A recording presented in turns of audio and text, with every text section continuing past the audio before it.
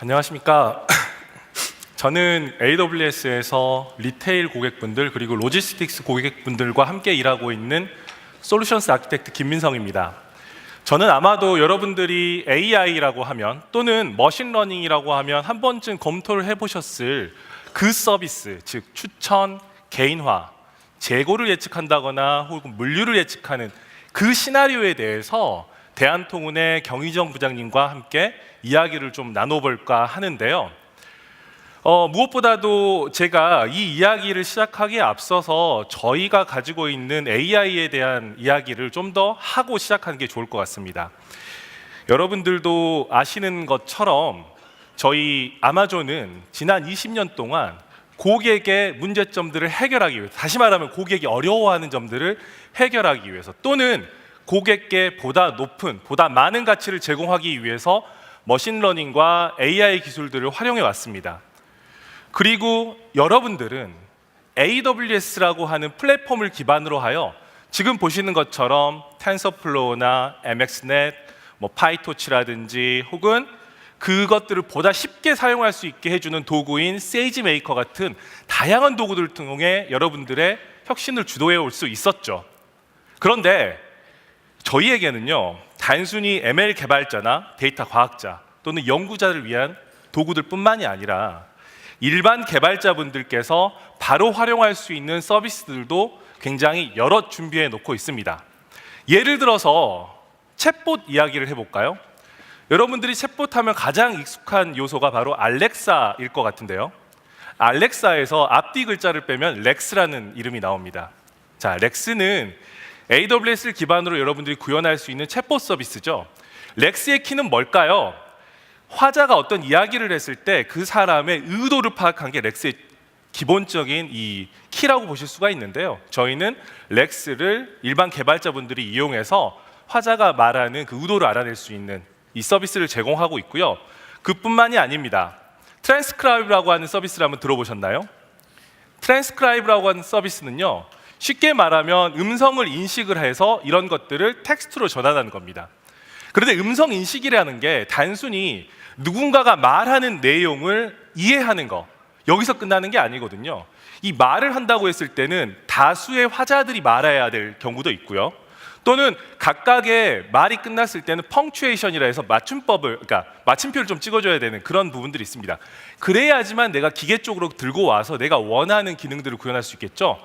특히 트랜스크라이브는 최근 한글을 지원하기 시작했거든요. 그래서 여러분들이 굉장히 좋아하실 만한 서비스이기 때문에 제가 소개를 해드렸습니다. 그뿐만이 아니고요, 트랜스레이트라고 하는 한국어를 번역해주는 서비스도 제공을 하고 있어서요, 이런 서비스를 여러분들이 잘 머지를 하고 잘 인티그레이션을 하게 된다면은 이제 어찌 보면은 사람처럼 대화하는 그런 서비스를 만들 수 있을지도 모르겠습니다. 그리고 이 과정에 있어서 여러분들은 특별하게 데이터를 트레이닝 시키실 필요도 없고요, 그 트레이닝 된 데이터에 대해서 하이퍼 파라미터를 튜닝한다거나 일련의 과정들을 하실 필요가 없습니다.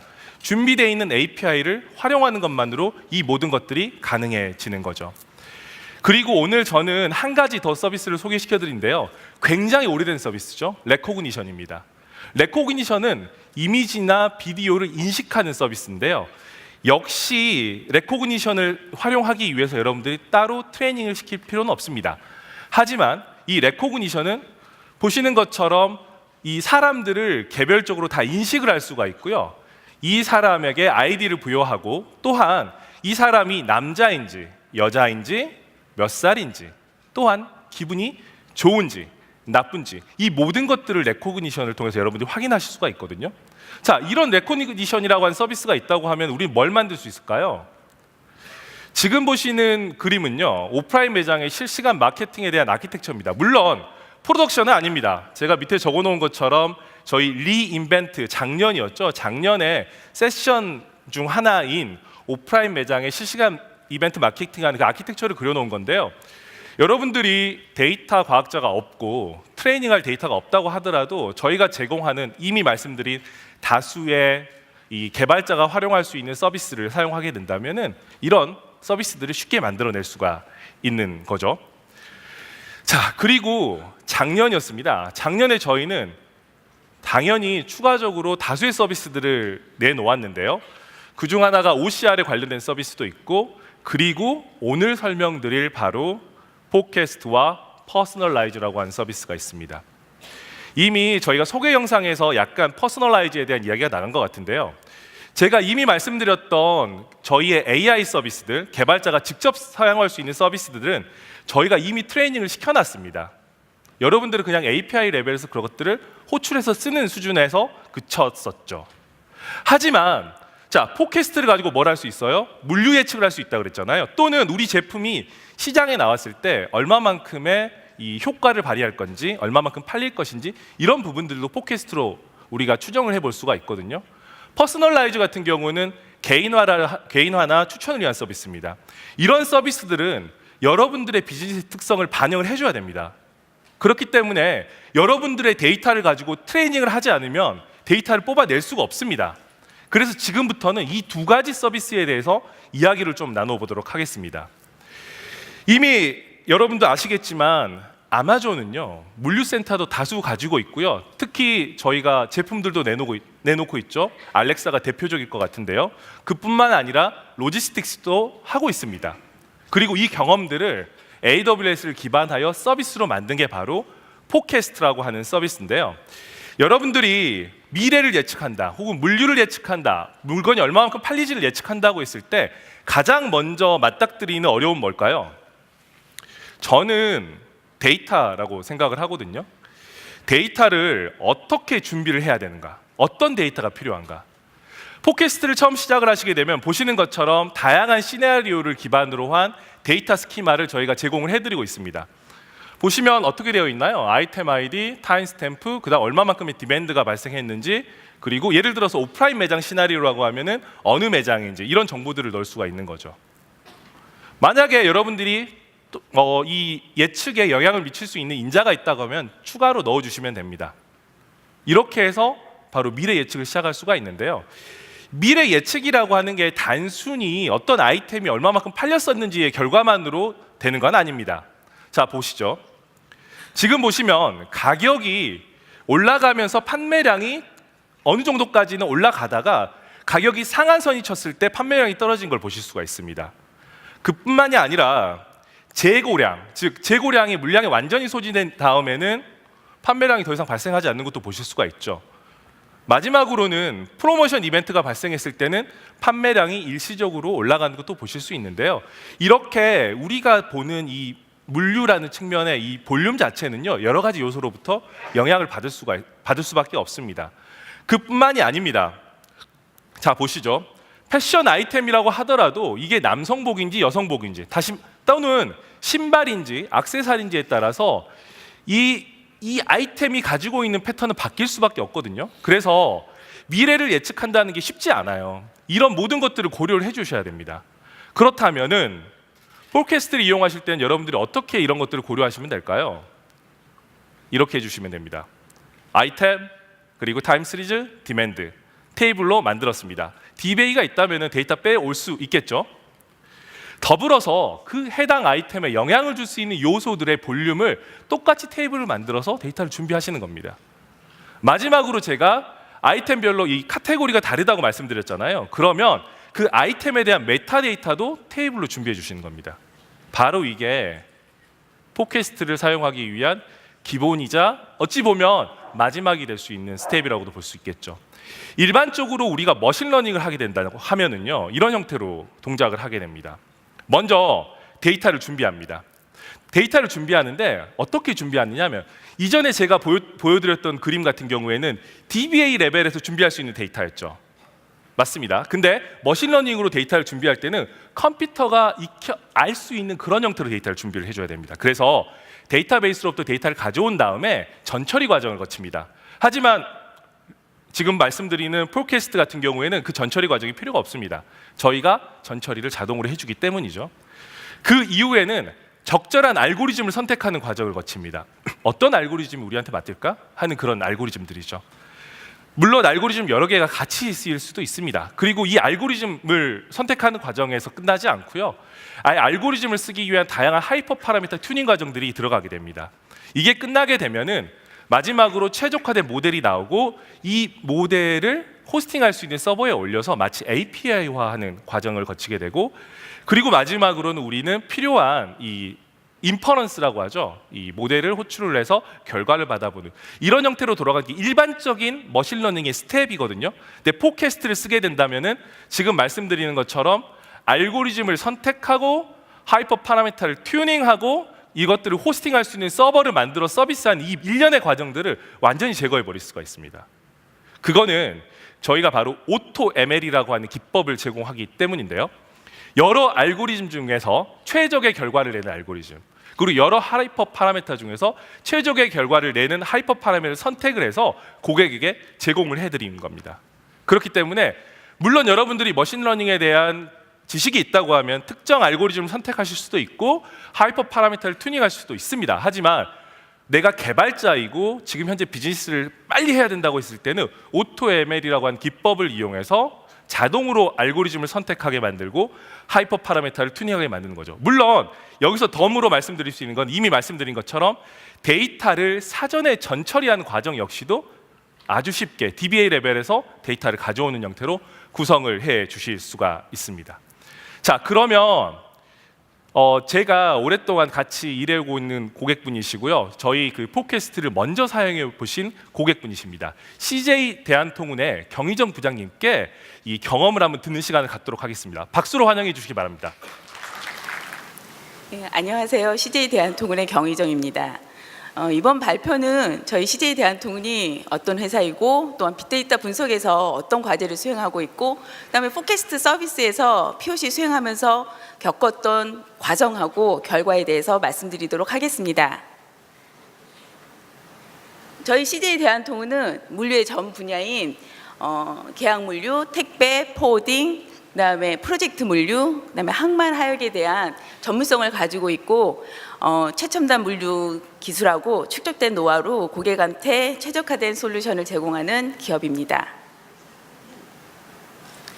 CJ 대한통운 안에는 TES 전략실이 있습니다. 이 조직은 크게 어떻게 보면은 최첨단 기술하고 그다음에 최적의 프로세스, 그다음에 IT 기술을 결합해서 미래를 선도하는 물류 솔루션을 기획하는 조직입니다. 조직 안에는 크게 4개의 조직이 있습니다.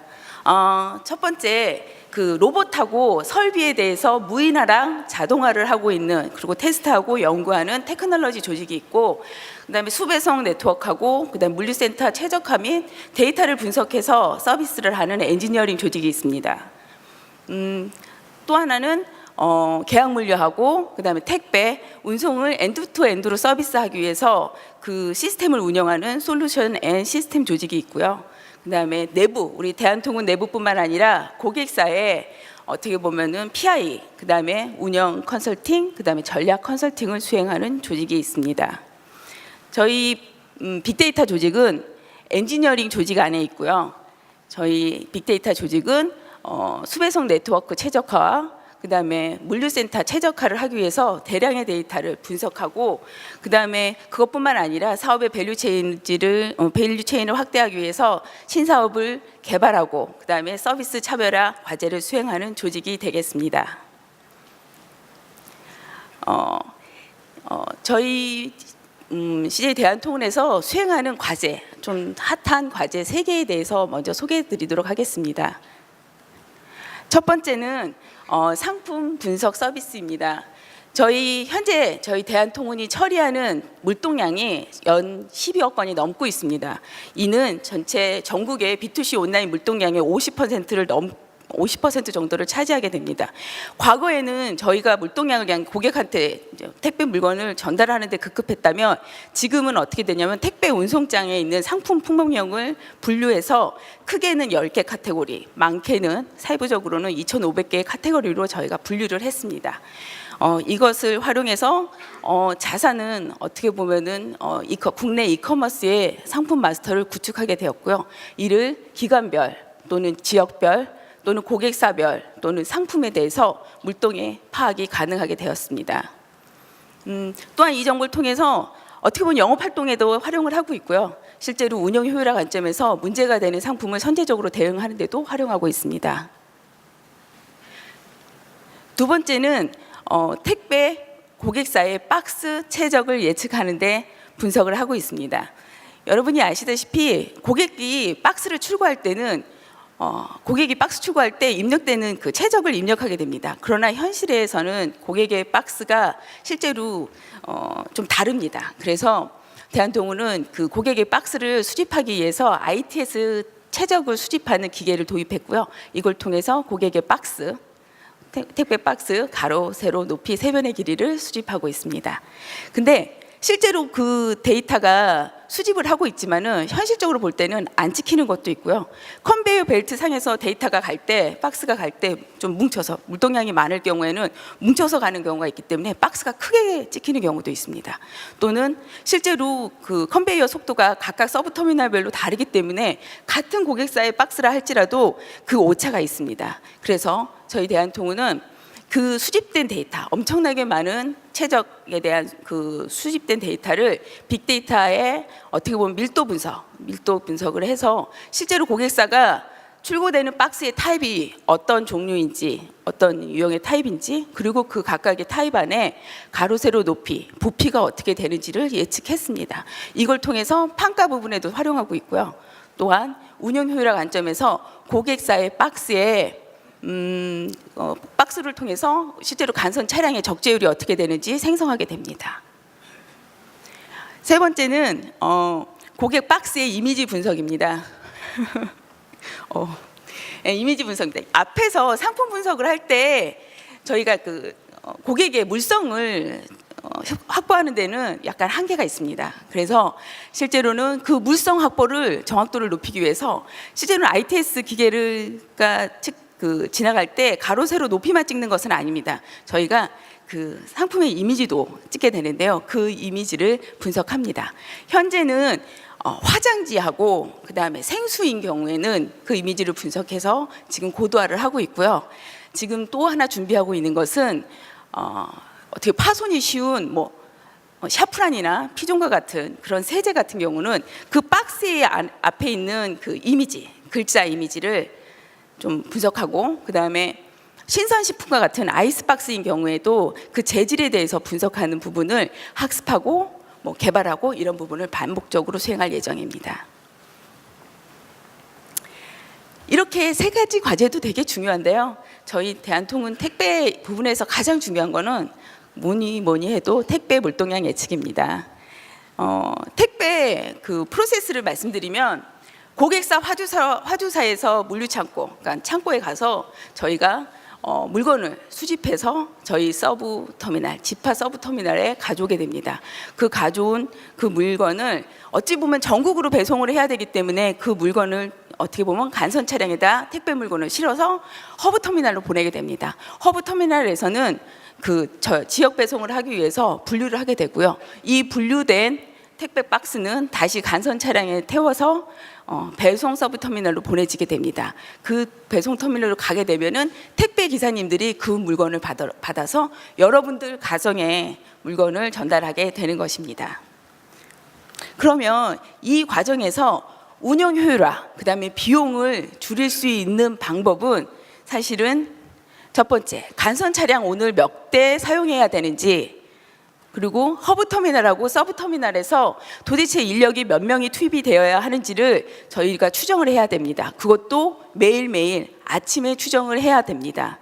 이 두 가지 추정을 하는 데 있어서 가장 중요한 것은 어떻게 보면은 서브 터미널 안에 입고되어야 할 물량, 서브 터미널별로 입고되어야 할 물량을 예측하는 것입니다. 이것이 어찌 보면 운영 효율화의 제일 기본이 되고 가장 중요한 출발점이 된다고 보겠습니다. 이렇게 중요하기 때문에 저희 대한통운에서는 어떻게 보면 물동량 예측을 하기 위해서 모형을 개발하고 그다음에 그 모형을 지속적으로 개선하고 있습니다.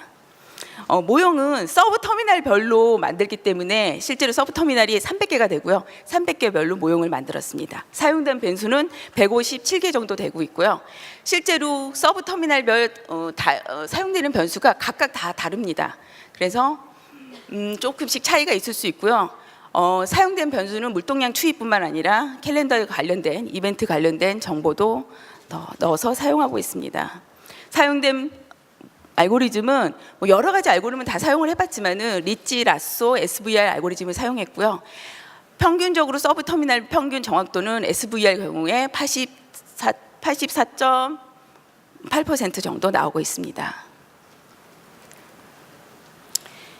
그러면 왜 저희가 이 포캐스트 서비스를 어떻게 보면 POC를 하게 됐는지 말씀드리도록 하겠습니다.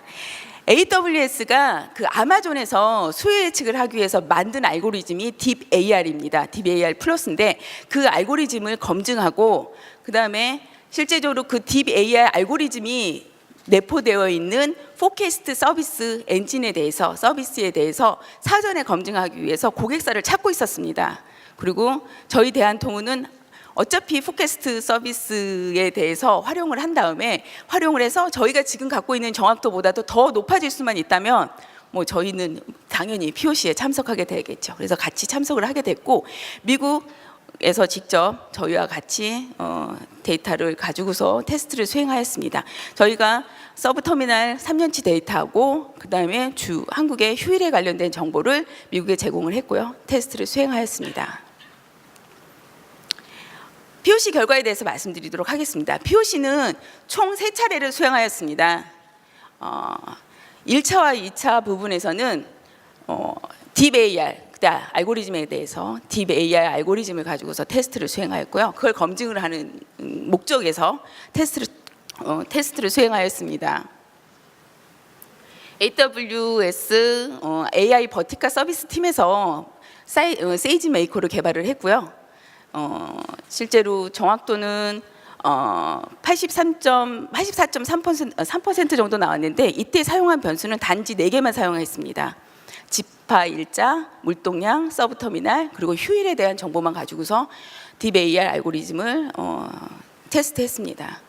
그다음에 세 번째 3차 테스트는 POC는 포캐스트 서비스에 관련돼서 검증하는 과정으로 수행하였습니다. 근데 포캐스트 서비스가 정식으로 아직 나오지 않았습니다. 그래서 베타 버전으로 테스트를 수행하였고요. 이 테스트에서는 실제로 저희 팀의 멤버가 직접 모형을 만들고 테스트를 수행하였습니다. 사용된 기능으로는 앞에서 김민성님이 말씀을 드렸지만은 리테일 관련돼서 도메인 말씀을 드렸는데 저희는 커스텀 도메인을 사용하였고요. 기능은 딱 하나만 사용했습니다. 타겟 타임 시리즈 기능만 딱 하나 사용했고요. 거기에 들어가는 변수는 3개입니다. 지파 일자, 물동량, 서브터미널 이 3개만 사용하였고요. 알고리즘은 오토ML 사용했습니다. 앞전에 김민성님이 오토ML에 대해서 말씀을 드렸는데 오토ML을 사용하였고 정확도는 77.6% 나왔습니다. 여기서 1, 2차와 차이가 나는 것은 휴일에 대한 정보, 대한민국 휴일에 대한 정보가 들어가지 않았는데 그것은 실제 현재 지금 포캐스트 서비스 안에 대한민국에 대한 캘린더 정보가 아직 내재화되어 있지, 그러니까 기능이 추가되어 있지 않습니다. 기능이 추가된 거 가지고서 테스트를 해서 여러분들한테 결과를 보여드렸으면 좋았을 텐데 뭐 그건 저도 안타깝습니다. 다만 저희 내부적으로 전문가들이 저희 내부 팀원들이 판단해 볼 때는 만약에 한국의 휴일에 관련된 정보, 캘린더 정보가 반영이 되었다면 정확도는 1차와 2차 정도로 동일하게 나올 거라고 보고요. 변수가 지금 3개, 4개밖에 들어가지 않았지만은 저희가 비즈니스를 하면서 중요하다고 생각하는 변수를 릴레이티드 타임 시리즈 같은 아이템아이즈 관련된 부분에다가 아이템 메타데이터 관련된 기능을 사용한다면 정확도는 더 올라가지 않을까라고 생각을 하고 있습니다. POC를 하면서 느낀 점을 말씀드리도록 하겠습니다. 뭐 가장 궁금하실 것 같은데 좋았던 점은 개발을 하고 테스트를 하는 데 있어서 시간이 되게 단축이 됩니다. 그래서 실제로 운영에 디플로이 하는 부분을 신속하게 할 수 있습니다. 이 뜻은 뭐냐면 개발을 하고 테스트하고 디플로이하고 개발하고 테스트하고 디플로이 하는 부분을 반복적으로 수행하기 때문에 한 번 모형을 만들고 끝나는 것이 아니라 지속적으로 계속 개선을 할 수 있지 않을까라는 부분이 좀 좋은 부분이라고 생각하고 있습니다. 두 번째는 모형을 예전에 저희가 만들었던 모형은 서브 터미널별로 모형이 만들어지기 때문에 모형의 수가 300개입니다. 근데 여기 포캐스트는 딥러닝 안에서 자동적으로 알고리즘이 돌게 되기 때문에 모형의 개수는 1개가 나옵니다. 그래서 모형이 1개이기 때문에 관리하기가 되게 용이할 것으로 판단되고 있습니다. 그리고 그 포캐스트 안에는 11개의 알고리즘이 들어가 있습니다. 근데 그 알고리즘을 우리가 각각 선택해서 테스트해 볼 수도 있겠지만은, 그래서 어떤 게 더 정확도가 높은지를 볼 수 있을 텐데, 그렇지 않고 AutoML이라는 알고리즘을 선택하게 되면은 알아서 그 안에서 최적화된 알고리즘을 선택하게 되고, 이것을 선택해서 뭐 정확도를 제시한다면 비전문가도 사용하는 데 있어서 좀 용이하지 않을까 생각합니다. 그래서 뭐 조직이 그러니까 뭐 만들어지지 않은 조직이라면, 빅데이터 관련된 분석 조직이 없다면 실제로 요 기능을 가지고서 테스트를 해보고 개발을 하고 테스트해서 디플로이를 반복적으로 해보는 것도 좋지 않을까라는 생각이 들었습니다. 그리고 실제로 지금 봤을 때 실제로 들어가는 변수가 작게는 3개에서부터 많게는 15개 정도 되는데, 실제로 이 변수만 사용하기 때문에 사용하는 데 있어서 입력이나 사용하는 데 있어서 좀 쉽다고 볼 수 있겠습니다. 그렇다면 우리가 POC 하면서 느꼈던 아쉬운 점을 말씀드리면, AutoML이 비전문가가 사용하기 좋을 수는 있겠지만 전문가도 있지 않겠습니까? 전문가들이 사용할 때 그 안에서 돌아가는 알고리즘이 도대체 뭐고 어떤 변수가 영향을 많이 줬는지에 대해서 알고 싶은데 사실 그걸 알 수가 없습니다. 이런 부분에 한해서는 좀 기능이 보완이 되어야 될 것 같아서 이런 부분에 한해서는 추가 보완에 대한 요구사항을 전달했습니다. 또한 최종적으로 나온 결과 자체가 화면으로 나오게 되는데, 사실 이제 자세하게 보고 싶으면은 최종 결과를 엑셀로 봐야 되는데 그런 부분에 있어서 기능 개발이 안 되어 있습니다. 그래서 그런 부분에 대해 아쉬운 부분이 있고, 이거는 물론 뭐 추가적인 코딩을 하게 되면 볼 수는 있습니다. 또 하나 아쉬운 것은 Related Time Series 기능에 대해서입니다. 이것도 실제로 15개의 변수만 들어갈 수 있는데, 그 변수에서 기본적으로 2개를 빼고 나면은 13개밖에 입력할 수가 없습니다. 근데 이제 비전문가는 괜찮겠다고 하지만은 전문가인 경우에는 더 변수를 많이 넣을 수도 있지 않습니까? 비즈니스에 따라서 더 들어갈 수 있는데, 이런 부분에 있어서 한정적인 부분을 나름대로 좀 확대해야 되지 않나라는 부분에 있어서 그런 부분에 한해서도 추가 요구사항으로 의견을 제기했습니다. Related Time 시리즈는 변수가 이분형 변수만 들어갑니다. 그래서 이 부분에 있어서도 좀 아쉬움이 있어가지고, 연속형 변수를 사용하기 위해서는 코딩을 별도로 해야 되는데, 이런 부분도 조금 좀 확대돼서 기능이 추가되면 더 좋게 사용하지 않을까라고 봅니다.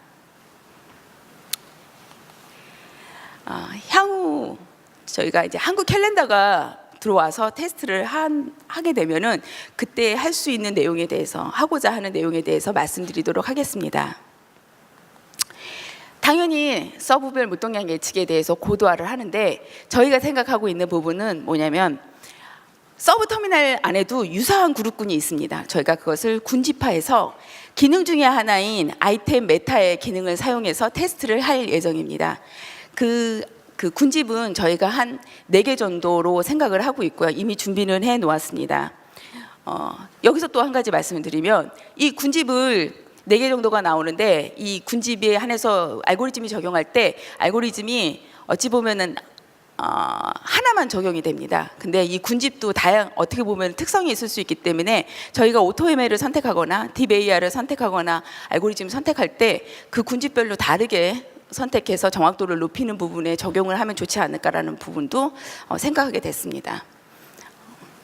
그 다음에 Related Time Series 데이터도 기능도 사용해서 어떻게 보면 추가 변수를 더 넣어가지고 테스트해 볼 예정입니다. 두 번째는 택배만 하는 것이 아니라 저희 대한통운에서는 포워딩 사업을 위해서 SCFI 지수하고 10개 대륙에 관련된 해운 운임 지수를 예측하고 있습니다. MLP 알고리즘하고 RBF 알고리즘을 사용해서 예측을 하고 있는데, 실제로 여기에 DeepAI나 기타 다른 알고리즘을 적용해서 실제로 예측력이 높이는지를 테스트할 예정입니다. 세 번째, 마지막으로는 택배 물동량, 서브 터미널별 물동량만 예측하는 것이 아니라 저희가 고객사 관점에서 물동량 예측이 가능한 B2C 온라인 고객사에 한해서 실제로 저희 자사의 운영 관점이 아니라 고객에게 서비스 차별화 관점에서 고객을 위한 관점에서 물동량을 예측해 보는 것으로 활용해 볼 계획도 있습니다. 이상으로 저희가 CJ 대한통운에서 물류 분석을 어떤 걸 하고 있고 그다음에 이번 POC를 하면서 느꼈던 점, 그 결과에 대해서 공유드렸습니다. 감사합니다. 제가 그 솔루션스 아키텍트로 근무하면서 굉장히 혜택받고 있는 점 중 하나가 뛰어난 분들하고 다양한 경험들을 같이 할 수 있다는 부분이거든요.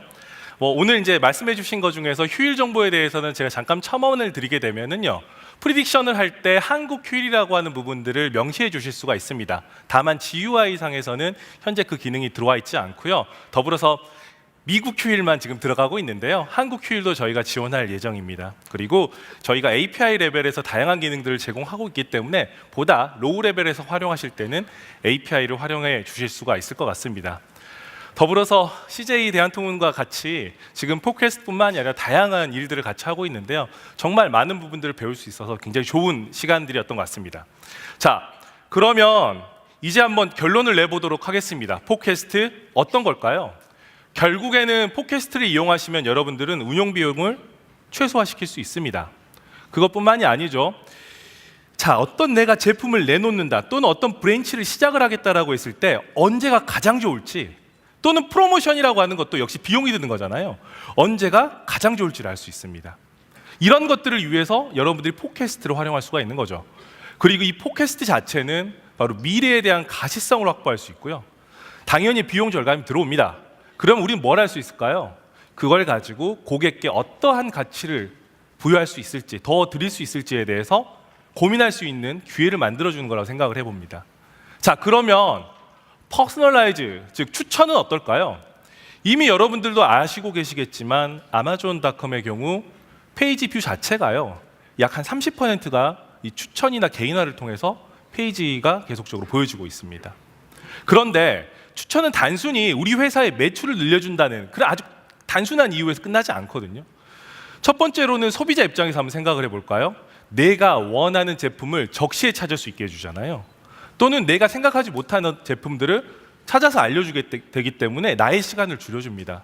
이게 큰 가치라고 할 수 있죠. 우리에게 또 다른 고객사는 누굴까요? 공급자 역시도 우리에게 고객사입니다.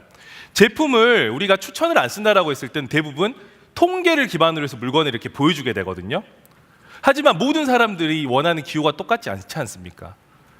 그렇기 때문에 통계를 이용해서 데이터를 보여줄 때는 어쩔 수 없이 잘 팔리는 제품 위주로만 보여주게 돼 있습니다.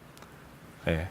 분명히 누군가에게 필요한 흔히 말하는 롱테일 제품들이 있을 수가 있거든요. 즉 추천이 들어갔을 때 공급자에게는 롱테일과 같이 다양한 고객의 요구사항을 수용할 수 있는 제품을 제공하는 공급자에게 역시도 추천이라는 게 도움을 준다는 거죠. 마지막으로는 우리가 새 제품을 내놓고자 할 때 역시도 추천이 도움을 주게 됩니다. 왜? 기존에 활용되고 있던 제품들의 특성을 감안하여 새로운 제품들을 보여줄 수가 있기 때문이죠. 자, 그러면 저희는 이걸 가지고 어떤 서비스를 만들었을까요? 맞습니다. 저희가 가지고 있는 리테일의 경험을 그대로 녹여서 만든 게 바로 아마존의 퍼스널라이즈입니다. 아마존의 퍼스널라이즈를 이용하시게 되면은 여러분들이 다양한 형태로 활용을 하실 수가 있는데요. 첫 번째는 이런 겁니다. 실시간으로 사용자가 페이지를 계속 뷰를 하고 있습니다. 그럼 뷰하고 있는 정보들을 계속적으로 서브스크립션을 해서 거기에 따라서 새로운 페이지를 렌더를 해주는 거죠. 그 고객분이 사신 제품과 보완제의 역할을 해주는 제품을 보여준다거나 또는 유사한 기능을 하는 다양한 다른 제품들을 보여주는 그런 형태의 페이지 렌더로도 여러분들이 활용하실 수가 있고요. 그뿐만 아니라 제품을 검색하고자 할 때 단순히 통계 위주의 결과를 보여주는 게 아니라 그 사람의 개인화된 특성을 반영한 정보를 보여줄 수도 있을 것 같습니다. 마지막으로는 캠페인이나 이벤트를 위해서도 이런 것들을 활용해 주실 수가 있겠죠. 우리는 이런 것들을 구현하기 위해서 다양한 방법들을 써왔는데요. 예를 들면 사용자와 제품의 연관관계를 파악했습니다. 예를 들면 클릭을 했다, 방문을 했다, 구매를 했다 이런 정보들이요. 예, 대표적인 게 콜래버레이션 필터링 같은 기능들이 있었죠. 또는 제품 간의 유사성을 파악하거나 의존 관계를 파악해서 이미 제가 설명드렸던 것처럼 알고리즘을 선택하고 하는 일련의 과정을 통해서 모델을 만들었습니다. 하지만 퍼스널라이즈에서는요, 이전에 폴캐스트와 다를 게 없습니다. 보시는 것처럼 사용자에 대한 메타데이터, 아이템에 대한 메타데이터, 그리고 사용자와 아이템 간의 인터랙션 정보만 준비를 하시게 되면 추천을 할 준비가 끝나게 됩니다. 그런데 추천이라고 하는 게 단순히 이 사용자에 대한 인터랙션만 가지고 추천할 수 있는 건 아닙니다. 한번 보시죠. 고객분인데 홍순이라고 하는 고객분께서 시계를 계속 보고 계시다가 구두를 봐요. 이때 시계에서 구두로 넘어가는 시점에서는 이 고객분이 시계를 장바구니에 담았을 수도 있고요. 또는 구매를 했을 수도 있을 겁니다. 하지만 이전에 사용했던 방법들을 이용해서 이 홍순이님께 제품을 추천한다고 하면은 어떤 제품이 추천될까요? 여러분들 어떻게 생각하세요? 아마도 시계가 보여줄 것입니다. 그렇겠죠? 추천 역시도 어찌 보면은 사람을 이해해야 되는 거고 딥러닝 기술이 필요할 수밖에 없거든요. 정확하게는 추천은 바로 이 구두가 돼야 되는데요. 물론 그를 위해서 저희는 내부적으로 사용하는 알고리즘이 있습니다. 하지만 어쨌든 퍼스널라이즈에서 제공하는 기능은 지금 보시는 것처럼 단순히 우리가 과거에 사용했던 방법뿐만이 아니라 딥러닝 알고리즘을 내재화하고 있기 때문에 보시는 것처럼 시간에 따라서 변하는 사용자의 기호까지도 추천을 할 수가 있고요. 이런 것들을 위해서 저희는 간단하게 그 사용자의 클릭 스트림을 받아들일 수 있는 API 역시도 제공을 하고 있습니다. 당연히 이미 말씀드린 것과 같이 알고리즘을 선택하고 하이퍼 파라미터를 튜닝하고 API화를 시키는 일련의 과정 역시도 퍼스널라이즈로 수용이 돼버리는 그런 형태가 되겠죠. 저희는 퍼스널라이즈 그리고 팟캐스트 이 두 가지 서비스를 모두 살펴봤는데요. 제가 알고리즘 얘기는 전혀 하진 않았습니다. 그런데 내부적으로는 보시는 것 같이 다양한 알고리즘이 선택되어 활용되고 있고요. 특히 딥러닝, RNN, LSTM 기반의 알고리즘들이 활용되고 있습니다. 그런데 이게 중요하지 않다는 거죠. 여러분들은 여러분들에 대한 고객의 이해가 있으면 된다는 겁니다. 그리고 저희가 팟캐스트와 퍼스널라이즈에 진정 담고자 했던 거는 저희 고객들 또는 저희 내부적으로 이런 것들을 어떻게 활용해서 고객께 보다 나은, 더 높은 밸류 가치를 제공할 수 있었는지 그 노하우를 녹여놓은 게 바로 팟캐스트 퍼스널라이즈라고 할 수 있을 것 같습니다. 물론 여러분들 고객사에 또는 여러분들 회사 내에 데이터 사이언티스트가 있다면 보다 높은 가치, 보다 나은 가치를 제공할 수 있을 거라고 저는 확신을 합니다. 하지만 지금 여러분들이 해야 되는 거, 지금 여러분들의 고객들에게 무엇을 제공할 수 있을지에 대해서 만약에 고민을 하고 있다면 비록 우리가 데이터 사이언티스트가 없다고 할지라도 우리가 갖추고 있는 데이터 그리고 내 비즈니스에 대한 도메인 날리지가 있다라고 하면은 지금 바로 시작할 수 있는 게 바로 팟캐스트 그다음에 퍼스널라이즈가 아닐까 생각을 해 봅니다. 긴 시간 경청해 주셔서 정말 감사하고요. 제가 두 가지만 알림 말씀을 드리고 마치도록 하겠습니다. 첫 번째는 저는 오늘 팟캐스트에 대해서 간단한 특성 그리고 퍼스널라이즈에 대한 간단한 특성만 설명드렸는데요. 내일 지금 보시는 것처럼 팟캐스트를 좀 더 자세하게 다루는 세션과 퍼스널라이즈를 보다 자세하게 다루는 세션이 준비되어 있거든요. 그 세션에 들어오시게 되면 오늘보다 좀 더 기술적으로 많은 정보들을 얻어가실 수 있을 거라고 생각을 하고요. 더불어서 저의 경우에는 엑스포 부스에 제가 IoT 스페셜리스트이기 때문에 IoT 부스에 있습니다. 하지만 제가 리테일도 담당하고 있고 로지스틱스도 담당하고 있습니다. 만약에 궁금한 게 있으시면 언제든지 찾아와서 저를 찾아와 주시면 제가 거기에 대해서 물론 오늘 설명드린 팟캐스트나 퍼스널라이즈까지 포함해서 언제든지 답변을 드리도록 하겠습니다. 긴 시간 경청해 주셔서 감사합니다.